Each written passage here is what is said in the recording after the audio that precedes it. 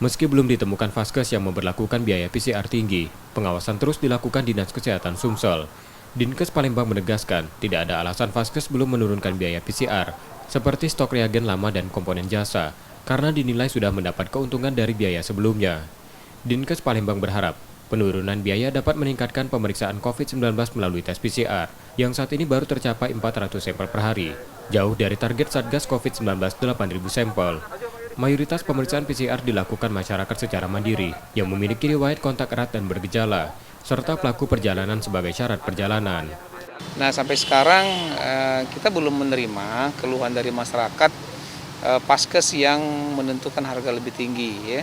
Harapan kita mudah-mudahan semua paskes sudah mentaati edaran dari Kemenkes tersebut, karena dari Dinas Kesehatan juga sudah membuat surat turunan dan sudah mengirimkan ke semua paskes yang melakukan tes PCR tersebut supaya mereka menentukan tarif sesuai dengan tarif yang sudah ditentukan.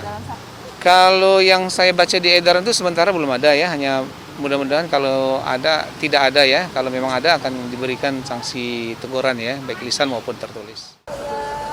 Sebelumnya, Kementerian Kesehatan menetapkan penurunan biaya tes PCR sebanyak 45% dengan harga tertinggi Rp495.000 untuk Pulau Jawa dan Bali, Rp525.000 di luar Jawa dan Bali. Rizky Oktora, Muklas Diferensial, Purwantoro, Kompas TV, Palembang.